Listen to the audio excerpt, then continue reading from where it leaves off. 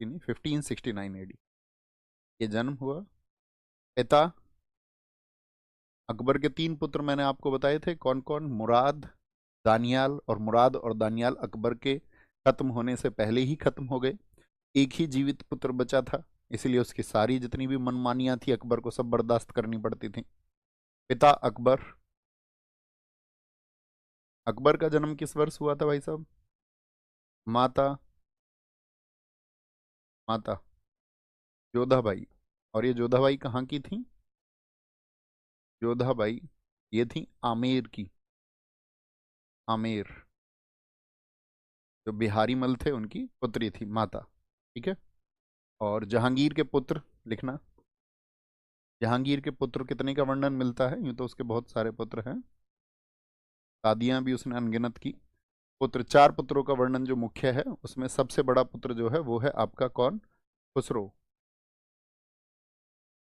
खुसरो।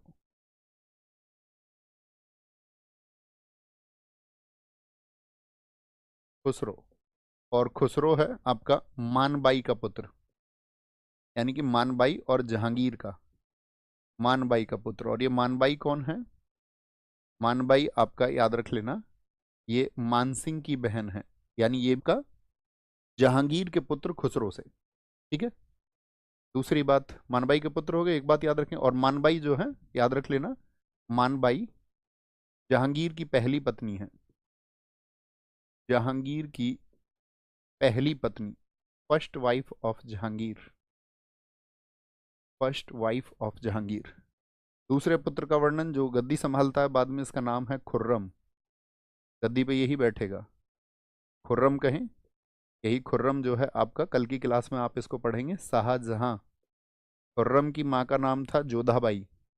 लेकिन ये जोधाबाई आप कंफ्यूज ना होना कि क्या आमेर की है, नहीं, ये जोधाबाई थी आपका कहाँ की, क्योंकि नाम तो कॉमन हो सकते हैं ना। ये जोधाबाई थी आपका उदयपुर की। उदयपुर की। ठीक है। तीसरा जो पुत्र है उसका नाम है परवेज। परवेज। ये सब हम क्या लिख रहे हैं? इनके मदर नेम है, माता, माता है इनकी परवेज। परवेज की जो माँ का नाम है वो है साहिब ए जमाल। साहिब ए जमाल, ये भी जहांगीर की एक पत्नी थी। और चौथे पुत्र का नाम है शहरयार। शहरयार, इसको लेकर के भी सियासत होगी, हम आज की क्लास में आपको बताएंगे। शहरयार। और शहरयार की माँ के बारे में कहते हैं कि इनकी माँ एक दासी थी। दासी का मतलब जो आपका महलों में काम करती हैं, या अपने शौक के लिए, आप जानते हैं बहुत सारे जो राजा थे वो स्त्रियों का अपहरण कर लेते थे। मुगलों में बहुत सारे शासक रहे, क्योंकि मैंने आपको बताया था इनके यहाँ पर हरम चलता था। हरम का मतलब जितनी भी सुंदर लड़कियां इन सबको लगती थी कि भाई ये सुंदर लड़कियां हमारे हरम में होना चाहिए, वो इनको रखते थे वहां पर सबसे। तो वहीं हरम की एक स्त्री से पैदा हुआ है शहरयार। तो इन 4 पुत्रों का वर्णन मिला। खुसरो किसका बेटा है? मानबाई का पुत्र है। ठीक है, सबसे बड़ा बेटा यही है। तो मुझे बताओ, आपका जैसा कि प्रथा चली आ रही है, तो जहांगीर के बाद गद्दी पे कौन बैठना चाहिए? जहांगीर के बाद गद्दी पे कौन बैठना चाहिए? तो खुसरो बैठना चाहिए। इतना थोड़ा सा अब अतिरिक्त बातें मत किया करो। मैं तुम्हें देखता हूँ कुछ कहते हैं सर मेरा नाम ले लो प्लीज, कोई कुछ कहता है, कोई कुछ कहता है। खुसरो बैठना चाहिए गद्दी पे, सब लोग कहेंगे। तो खुसरो की शादी हो गई आपका किससे? मानबाई से। ठीक है। अब ये जो मानबाई है इसको याद रख लेना कि अगर हम बात करें आपका मानबाई, ये कौन है आपका? आपका इसकी माता का नाम बताया हमने मानबाई। तो मानबाई कौन होगी? जहांगीर की पहली पत्नी। अब जहांगीर है एक नंबर का शराबी आदमी, क्योंकि कहते हैं जहांगीर को बचपन से ही विलासिता का जीवन और शराब की आदत लग गई। अब वो इतना ज्यादा शराबी है कि उसकी आदतों से परेशान होकर के मानबाई ने आत्महत्या कर ली थी। तो पूछा जाए जहांगीर की किस पत्नी ने उसकी आदतों से परेशान होकर आत्महत्या कर ली थी, तो वो मानबाई ही है। याद रखना, क्या बोलोगे? इसने आत्महत्या कर ली थी। अब आपको याद रख, साहा बेगम। साहा बेगम। साहा बेगम। जहांगीर की किस पत्नी की जो उपाधि है वो साहा बेगम थी, तो वो मानबाई है। ठीक है। तो इसका जो फैमिली ट्री है वो समझ में आया। जन्म हुआ इसका, पिता अकबर है, माता और इसके ये भाई हैं। ओके। अगली बात लिख लें, एक राज्याभिषेक इसका, कोरोनेशन कब हुआ? राज्याभिषेक in the fort of Agra, Agra के किले में। ठीक है। अब देखो जैसे आगरा का किला आया तो आपके दिमाग में एक प्रश्न आ सकता है, आगरा का किला कहाँ, आपका ये तो समझ ही गए, आपका आगरा का किला आगरा में ही होगा। तो आगरा का किला किसने बनवाया था, तो मैंने आपको एक बार थम्स अप करके मुझे बताना। फ्राइडे मैंने एक प्रॉमिस आप लोगों से किया है, क्योंकि मैं ये चाह रहा हूँ कि जितना भी आपका स्थापत्य कला है उसको अगर हम हाथ से लिखते हैं ना तो मतलब उतना मजा नहीं आता पढ़ने में। अगर उसका पिक्चराइजेशन भी हो साइड में, और हम वहां पर बताएंगे भाई पेत्रादुरा शैली कैसी होती है, या आपका अन्य जो भी कलाएं थी उस समय पर वो किस प्रकार की होती थी, तो वो चित्र के माध्यम से बहुत अच्छा मतलब अट्रैक्टिव लगता है, उसको पढ़ने का भी मन करता है, और एक इमेज भी बनी रहती है, क्योंकि हम फिर एक तुलना कर पाएंगे कि ताजमहल है, अच्छा ये दक्षिण का ताजमहल है, इसको नकली ताजमहल क्यों कहते हैं, तो आप देख के स्ट्रक्चर को ही पता लगा पाओगे इसको, अच्छा भैया ये तो एकदम से खराब बना दिया, इसीलिए इसको बोलते हैं ताजमहल की फुहड़ नकल। या आपका जैसे एतमा उद्दौला का मकबरा मैं आपको दिखाऊंगा तो वो देखोगे आप, वो छोटे ताजमहल की तरह है, तो उसको बेबी ताज क्यों कहते हैं, तो वो हमको मतलब पिक्चराइजेशन से ही समझ में आ सकता है।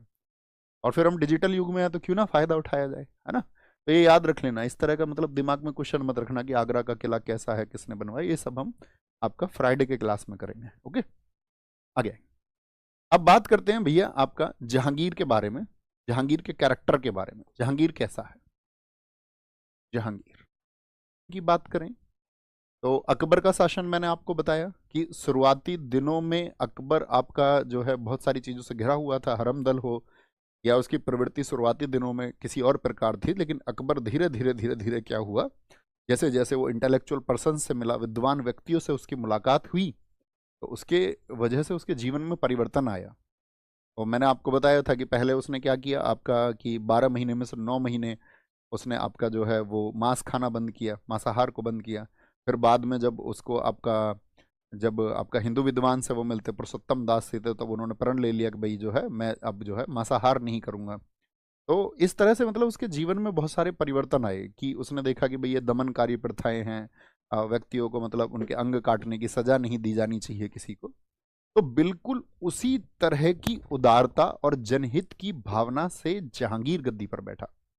यानी आप उसके शासन को अगर देखेंगे तो उसमें जनहित की भावनाएं थी, और उसने लगभग शासन चलाया ऐसा ही जैसा कि अकबर ने चलाया, एक उदार व्यक्ति की तरह उसने अपने शासन को चलाया।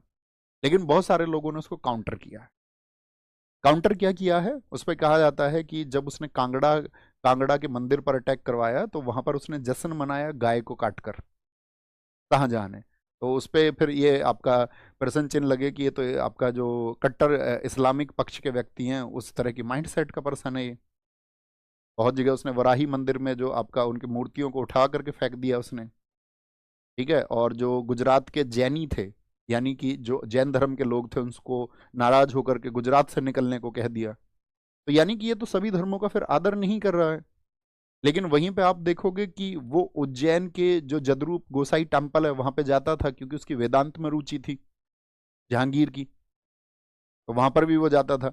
1612 का विवरण मिलता है कि आपका जहांगीर ने रक्षाबंधन को मनाया और अपने हाथ पर राखी बंधवाई थी उसने 1612 में जहांगीर ने।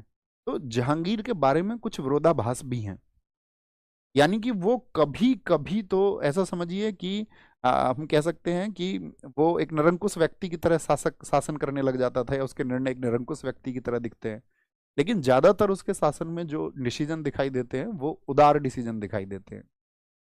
मतलब वो किसी छोटी चीज पर भी बहुत बड़ी सजा बोल सकता था कभी कभी, और कभी बहुत बड़े अपराध को भी माफ कर सकता था।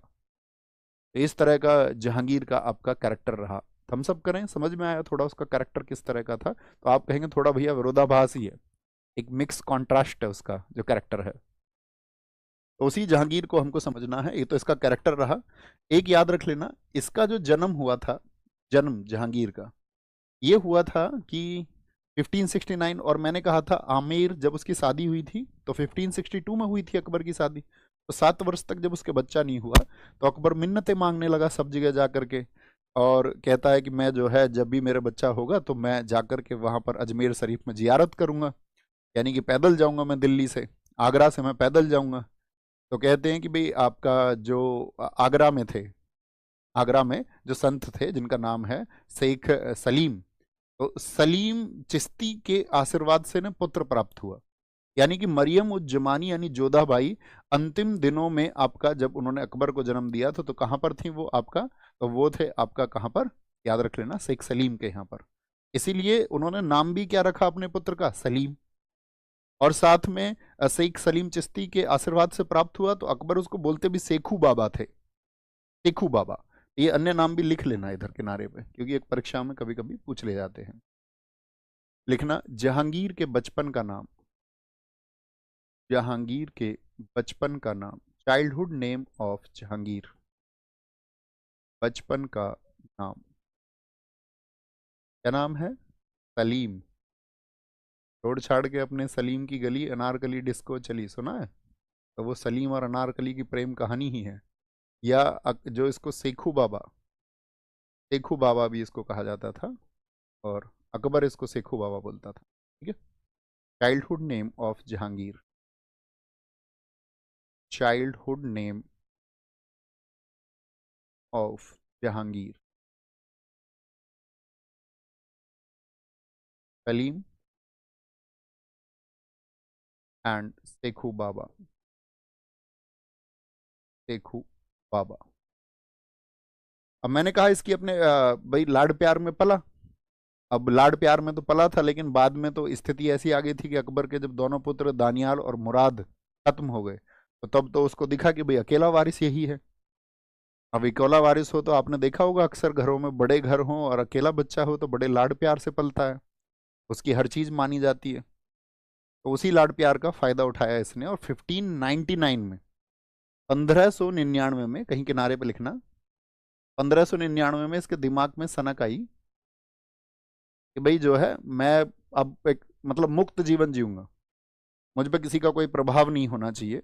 तो उस समय इसको अजमेर में पोस्टिंग मिली हुई थी, तो 1599 में ये अजमेर से इलाहाबाद भाग गया बिना अकबर को सूचना दिए। अजमेर से इलाहाबाद भाग गया, यानी कि प्रयागराज भाग गया। कहाँ भाग गया? इलाहाबाद भाग गया 1599 में। ठीक है, और यहाँ पर सबसे इंपॉर्टेंट बात क्या है, फिर अकबर को पता चलता है इस बारे में कि ये भाग चुका है, तो अकबर बहुत सारे प्रयास करता है, और यहाँ पर भेजता है अकबर किसको, इसकी हत्या करवाई थी मैंने कल बताया जहांगीर ने, तो अकबर भेजता है यहाँ पे अबुल फजल को, तो भाई जाकर के लड़के को मना के लेके आओ, लड़का थोड़ा सा हमारा हमसे रुष्ट हो गया है, हमारा बच्चा बेटा। तो वो मनाने जाता है, अब वो तो अपनी सनक में, अच्छा तुम मुझे जीने नहीं दोगे चैन से, वो भी राजकुमार है, उसने बोला इसको हटाओ रास्ते से अबुल फजल को, तो अबुल फजल की हत्या करवा दी वीर सिंह बुंदेला के द्वारा। और वीर सिंह बुंदेला को बाद में जब वो गद्दी पर बैठा तो उसको एक उच्च पद दिया था, मनसब बनाया था, उच्च अधिकारी बनाया उसको। अब यार अकबर सोचे यार बड़ा कमाल का आदमी है, हम तो समझाने के लिए भेज रहे हैं। मान इस समय पर अकबर बिजी था, मैंने आपको बताया था 1601 में अकबर कहाँ पर अभियान कर रहा था, असीरगढ़ में। तो ये उस उन दिनों की बात है। तो 15 ये बात चलती रही, 1-2 साल अकबर बिजी रहा अपने, ये अपने आराम से मुक्त जीवन जीता रहा। तो बाद में क्या है, इसको समझाया सलीमा बेगम ने। हु इज सलीमा बेगम? सलीमा बेगम बैरम खान की पत्नी, याद है सलीमा बेगम? सलीमा बेगम दरअसल में तो बाबर की पोती ही थी, और शादी कर ली थी, मैंने कहा था ना आपसे कि बैरम खां एक सिया पर्सन था, सिया था, लेकिन जैसे ही उसकी शादी मुगल साम्राज्य मुगल वंशजों से यानी कि सुन्नियों से हुई, तो सुन्नी खिलाफ हो गए बैरम खान के।